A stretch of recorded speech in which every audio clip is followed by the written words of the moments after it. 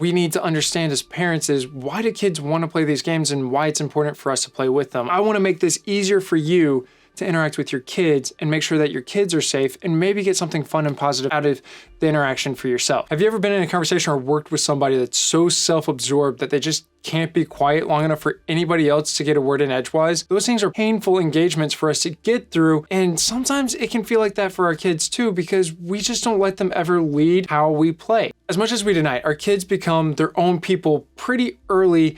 And yes, mine are pretty young, and I can already see it happening as they start developing their interest.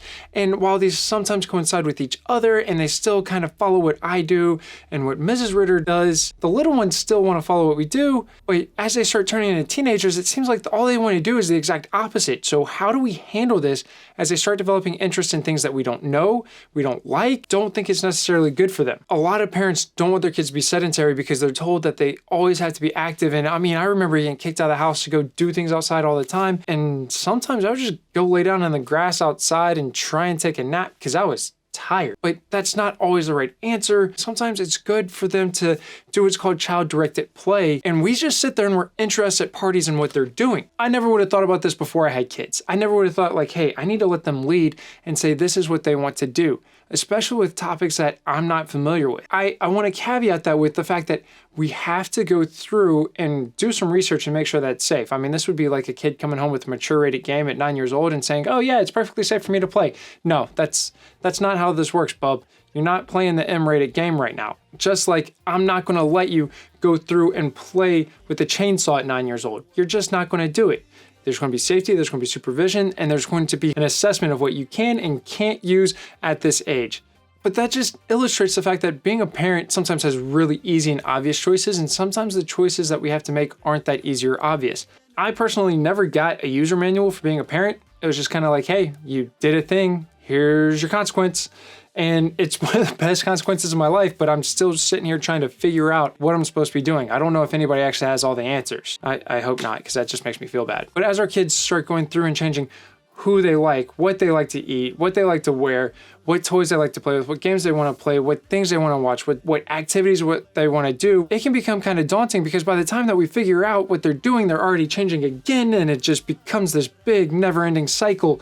And I swear it doesn't ever get easier, it just changes and turns into something else, and the stress just becomes something different. But at the same time, we can game the game a little bit. And I'm not saying gamification, but we can go through and we can make some of these activities fun, we can make them interesting. Probably most importantly is we can let them take the lead and we can figure out what it is they like and they want to do, and we can open up and say, hey, you wanted to go play Legos, why don't we go do that? And we can start opening a communication bridge and talk about how they see this and what difficulties they have and why they enjoy doing Legos, or why they enjoy doing puzzles, or why they enjoy reading, or why they enjoy doing video games with you. Letting them guide and us ask questions does a couple really important things. The first one is it lets them be in charge and discover at their own pace what's happening. I mean, if you always got told exactly what you had to do all the time, it doesn't allow you to be very creative or explore anything. You just kind of follow the road, and that's boring. But if you're allowed to explore at your own pace and you wander off the path and you go explore through the bushes, that can be a very interesting, unique, and dynamic way to explore and discover what interests you have as an individual. And that's what we're letting our kids do. So that's one reason why I really enjoy child-directed play. Now, a lot of parents tend to have friction or a point of contention when it's something that they don't know or understand. One of those is technology, because technology is changing very rapidly. It's very hard to keep up with. Video games are one of those things. If you didn't grow up in a gaming ecosystem, then you're probably not going to be too familiar with all the intricacies, and that's probably why you're here. If you want to learn more about gaming, this is a great place to be. Small plug for the channel, subscribe, hit like on the video, and learn more about what the gaming ecosystem is so that we can go through and make it a better gaming experience for everybody. If we're letting our kid pick and choose what they want to do and they say, hey, I really want to play Mario Kart, then say, sure, do you mind if I play with you? So I'm lucky right now, right? When my kids say they want to play Mario Kart, it's not that they want to play Mario Kart without me. They want to play Mario Kart with me. I've already taken this opportunity while they're a little bit younger to set the stage and say, hey, This is a daddy activity. He's going to do it with you. So it's already a habit that if we're playing Mario Kart, it's a family affair and this is family time that we're going to spend together.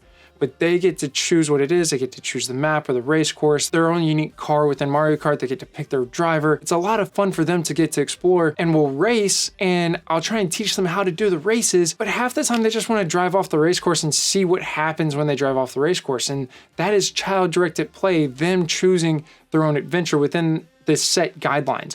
And that set guidelines is really important because the set guidelines is what keeps them safe. Now, some games have set guidelines, but at the same time, we as the parents also have to have those set guidelines. One of them is this game appropriate? Is that activity that you want to do appropriate? Am I going to give a 6-year-old a huge dirt bike and let them go right off? No. Am I going to give a 6-year-old a mature rated or teen rated game and let them go off?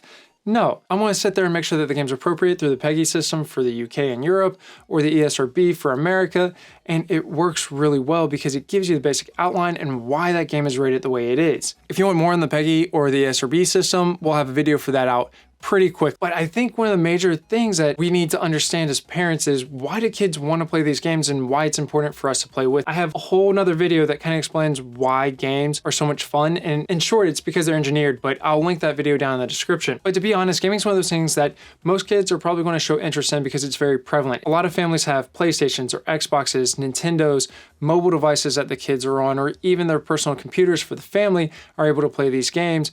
I mean, that's how I got into gaming, was the personal computer, and it's a lot of fun, but by letting them take the lead, this is going to create a couple of different unique opportunities for us. It's going to be better bonding experiences, more opportunity to explore, more opportunities to do guided discussions and learning opportunities and say, why do you think that this person made this decision, right? Or this character made that decision, or why are you doing this thing? And our kids are able to explain it back to us and we understand more of what they're thinking, which I think is a huge, huge deal for us to better understand our kids.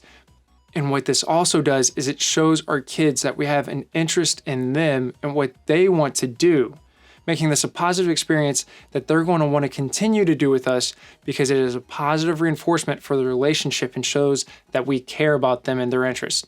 Especially if it's something that you don't like. If you don't like or understand gaming, by showing that you're interested in their hobbies, this is going to continue to open up those communication bridges and build a stronger relationship by showing that it's about meeting people in a two-way street. Additionally, if we start this at a young age, this also will help them boost their confidence in themselves and their abilities, because if we shut down what they're interested in at a young age, it can sometimes hamper their growth and development in exploring who they want to be as themselves, and they just kind of follow the crowd and what the crowd wants them to do. So by letting them explore themselves, it gives them that self-confidence to do really what they think that they're going to be interested in. And maybe they're not going to like it, but we gave them the opportunity to learn. I did say this earlier, but I just want to reemphasize it. We're still there as the parent to guide, keep them safe, and continue to introduce new subjects and activities for them to explore and see if they enjoy them and like them.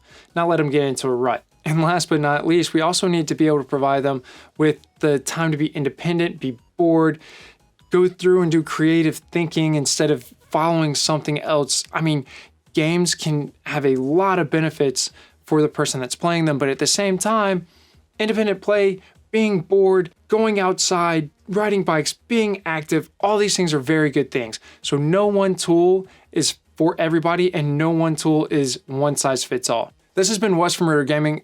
I'm here to try and help make gaming a more inclusive space for everybody, make it easier for parents and spouses that don't know anything about gaming, come into the gaming space a little bit more knowledgeable, a little bit easier, and build those communication bridges with their spouses or with their kids as they want to game. That's really what Ridir Family Gaming is all about. So if you're interested in that, do me a favor, hit subscribe and like, and we're going to continue this journey together as we try and make everything a little bit better for everybody in the community. This is Wes from Ridir Gaming. Do good, play hard, game on, and I'll see you next time.